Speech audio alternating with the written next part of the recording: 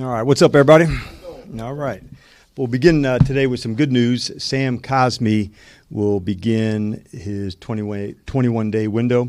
He got injured in January, and he has worked his ass off to get back on the field with his teammates, so it'll be great to have him back at practice. Also said I'd give you an update on Jaden. He has been medically cleared by the doctors. He'll practice full today. And as far as other injuries and practice updates, we'll put out the injury report later today. And also wanted to give a big shout out and a welcome to Paul Taboni and the Nationals, and definitely pulling for those guys, I believe, as he's got started today. So glad to open up to you guys and get rolling. What have you seen with Jaden over the last week or so, really, as he's dealt with this? Just a steadfast approach to it, Nikki, first off, to put the work in to say, okay, I got to do all the things to do to get better, and then once you kind of get over the top of that, then the throw in the movements to go. So that's what we saw in terms of the work to get better. And as far as the other guys, Terry, especially Noah, John Bates, where are they? Yeah, all are trending up, and that's what I was referring to. I'll give you some updates on those tonight, but we're making good progress with those guys.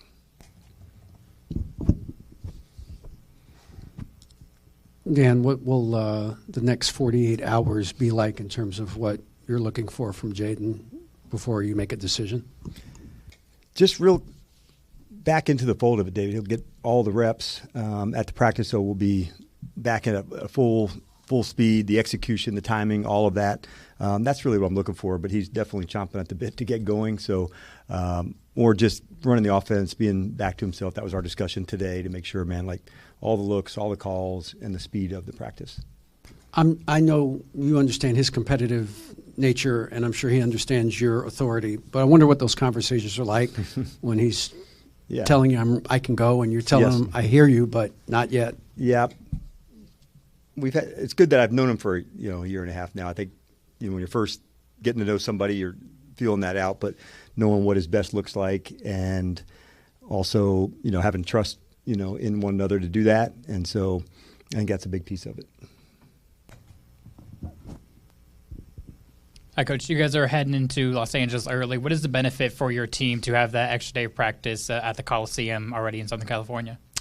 Yeah, we decided that in the spring that we oftentimes like to take an extended trip when we can. We had done it for a trip last year. We know obviously we're going to Madrid. We'll do that one as an extended time. I think it's some good spaces for the team to get together. It's also to get acclimated, to get ready. There's a big time change with that, and so we thought we would make that decision to go out early, get ourselves fully ready to go play at our best. With working Cosme back into the lineup, you guys have had a lot of change on the offensive line. How difficult is that for maybe your signal callers to adapt to all those changes up front? Yeah, it is part of it, and it's not what you want. Like you'd love for all the guys to play in their spots, but that's just not how it is. I think when we look around the NFL right now, there's a lot of moving parts, on all the teams, ours included, and Sam getting back into it is a step in that direction. But he also has to get back into rhythm and, the combinations and all the communication. So we're just pumped that he's put this kind of work in to allow him to, be ready to get back into with the group this quickly. Over here. Got it. Last year, you guys were seventh, I believe, in the league in time of possession. That's not the case this year so far. With the return of presumably number 5, is that really what you want out of your squad, as to be able to keep that opposing defense off the field and do what you guys can do offensively? Yeah, we like that, and we feel like offensively we're definitely making strides on our run game, on our run actions, the play actions that go with that. A good piece of that is also third down. That's one of the areas we really need to dig into because now your drives are continuing. So those are a big piece of that. So, it's part of the formula for sure, Chick. Still feel like it's early days as we're going, and we've got plenty of work, that we need to put in, but that is certainly the goal for us, yes. With going out to L.A. early, does that change the timeline for you in terms of evaluating these injured guys who you don't know if they're going to go? No, because we'll go through practice, as we get into tomorrow. But no, it doesn't change that time frame on that. And then I wanted to ask you about Robbie Chosen and kind of more broadly that outside receiver spot. What do you envision for him? And then also, what's your level of comfort with guys like Luke and Jalen and even Debo playing in those outside receiver spots? Yeah. The silver lining, that's maybe not the right word. Maybe we can think of another name for an added benefit, was with Noah and Terry missing some significant time early. I think it ramped up Jalen's space where he was able to even play outside some in the preseason. We did that with Debo, and Luke had already done some of that. So where at once we weren't as interchangeable, and now that we are, I think that's a good step, forward. Robbie's, some of the guys had experience with him, coaching with him before. Cliff has, Wes has, so we had some background with him. Came in, had an excellent workout, and so one of the things I appreciate from Adam, just always digging and competing to see, is there a spot to go? And sometimes it works out great. Other times we just keep competing and digging. But we're pumped. Robbie's here, and he's working hard already to learn it and grow. And there is some familiarity for him too. Yeah, I know it's been a bumpy start for the season for the defense overall, but what gives you confidence that the unit will be able to turn it around moving forward for the rest of the year? A lot of confidence. I thought, there's a lot of progress that I thought, with the exception of the second half on third down. That's a big piece of how you want to play. And I thought, in 2 games, the energy and intensity has been what I'd hoped it would be in pass rush, and 2 others, not so much. And so that gives me a good sense of what I know it can look like. Had we not seen that, I might feel differently. So I've got plenty of confidence in how we want to play and what it will look like. And so I'm very much looking forward to seeing that. Dan, in terms of the secondary and those back end guys, how do you improve communication? Like, how as a defensive minded coach and your staff, how can you help improve communication with the secondary guys? Well, I think first it starts in meeting rooms to make sure when you make a call, like you're just echoing it. It's the collaboration, that you're working on together. You take that into the walkthrough portions and then onto the field. So you just emphasize it in every way. It's not going back to walk, crawl, run, but it's just the emphasis of it over and over. Say it again. If you don't hear it, repeat it back. Communication is also sent and acknowledged. So if I give you a call, you're giving me a signal back. Some's verbal, some's nonverbal. So like most things, you get what you emphasize, and we're certainly going to dig in hard on that. Curious about the balance and kind of the mindset of applying pressure in terms of when to throw a blitz, when to go more blitz heavy, when to rush 4. Take me through that balance of like over the course of a game or even a game plan. Like, how does that plan kind of get constructed? Well, some of it's based on the opponent, some on your matchups and where you want to go.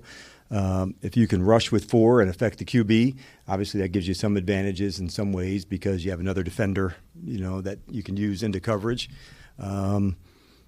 Road, home, are they going with 6-man or 7-man to protect, or 6, or 5? So all of that factors in. You want to have some balance, like most things, like an offense that has either all run or all pass. You want the balance to work on both. And I think the same thing on a good defense, that you want to have the ability to show a blitz, come out of it, show like you're in coverage, bring the blitz, and be able to get in and out of checks. So those are all things that make up a good defense, and you need a balance of both. Coach, it's a long season, but still one in which you're attempting to go 1-0 each and every week. As a leader of men in that locker room, how do you balance between having the emphasis on this week as well as the patience on the long run? Yeah, it's a great topic. One for all teams that you're going. You're starting to get your identity set. You really want to dig in on what that looks like. At the top, for us, our central theme of the program is competition, and that's not just against the opponent. That's with ourselves. See how good we can get together as a team. I loved in the game against the Raiders the complementary football. This a return to a score to working together. So the competitive nature of us doing it together, I think that allows you to not look too far down the road, see how good you can get. You work your skills, and we just try not to look down the road. It's about improvement and getting better, and when you can stay in that pocket, you don't have to look too far down the line. There's plenty to work on, right in front of you for the matchup, for the game, and so that's how we choose to dig in. Dan, looking at Frankie Louvu, first couple weeks seemed to have more pass rushes than the last couple weeks. I don't know. I don't know if that's true. Okay, yeah. just looking at the numbers, maybe. Okay. But I'm curious, like, has there been not a de-emphasis, but maybe more emphasis on him dropping into coverage, or would you like to see him rush a little bit more? Yeah, I think it all depends on how to go to win. Like, obviously, I want him going forward as often as we can, but sometimes the game dictates that too. When he's rushing, when he's blitzing, how we're using him in those spaces. So, yeah, we always want to put him in positions to make plays. So, wherever that looks like, that's where we're at. But I don't think of him any more or less. I thought, honestly, last week he played really good and solid and square in the run game, but maybe there might not have been as many pass opportunities for him in that space. With Marshawn, do you feel teams are going after him? And I guess that would be part one. And then two, how do you feel he has been performing? Yeah, so part one, when you play middle field coverage, like both corners, get targeted to where you go. Sometimes it's their matchup, sometimes it's ours. I don't feel that's been the case. And then the second part, can you repeat? Yeah, so I'd say when you play corner and you play offensive tackle, like there's a lot of plays that go good, that go unnoticed, and there's one that goes up top, and it's like there's one or there's a sack, and like that's part of, living life, outside. And what I do know about him, like this is one competitive guy, and like he's always down for the challenge and for the fight, and so I'm looking forward to working with him again this week and as we get rocking again. Hey, Coach. So you've mentioned, September football. So now it's October. So what does October football, what's been the message around what you want to see this month? Yeah, I think the execution, honestly, Candy, that's the big thing. I want to make sure the energy home road in terms of, how we want to play. And somebody brought up starting fast to me. Starting fast doesn't mean a touchdown on the first drive or a 3 and out. It's a speed and intensity and urgency to go. So I don't want to confuse what that would look like. But I do want to see the execution really, start to dig in. We've had 4 games together. Roles have now begun to emerge. And so, it's a good month to go really dig in to go get better. And now that some of those roles have emerged, that's a big deal for it. Some guys have had to step in, and I've liked what I've seen in some of those instances, Candy, to see guys step up when the injuries take place, knowing that that's a part of it, and the opportunity came early for some of the players, and so it's nice to see them deliver and show and express themselves. Hey, man, I can help, I can do these things, and so I think that's been a big piece of it. Hey, Coach, sticking with the injury situation, it's been challenging in this early part of the year. With some of those guys that have stepped in, do you have to tweak any of those things a little bit because of the injuries? You suffered another one last week with Jean Baptiste, and who will be filling in for him? Yes, you do want to, not one size fits all, Donna, into that. So when somebody's featured in a different role or a different spot, it's not just, add water and the same result will take place. So you may have to do things a little bit differently. I think we maybe spoke about that a little bit with Austin and what that would look like, and then with Will. So with Javonte, in his case, we signed Preston a few weeks back. And so as he's progressing, those would be some snaps that would go his way. Dan, when you have a guy like Jaden Daniels coming off an injury, obviously he wants to play out of the pocket. Obviously you want to use as many of his abilities as you can. Is there a way to balance that with protecting him and keeping him healthy, or is that something you can't be concerned about? Yeah, I think you can. Not necessarily the calling of the game, but maybe I had said it a few weeks ago, the only thing worse than missing games is, not taking the lessons from there. And as a scramble goes, when do I get down? When do I get out of bounds? And so Jaden's still growing too, we feel like he's been playing for a while. And so as he's into his second year, there's still things that he's growing on too. And that's kind of the fun and exciting part, that he hasn't anywhere near the top of what he's going to be. And so that lights me up. But those are some things, where do you grow? When do you take your shot? When do you not? And so, those are the lessons you want somebody to learn at quarterback or at any spot, and I certainly fully expect him to do that. That's the type of competitor he is. All right, thanks, everybody. Thank you.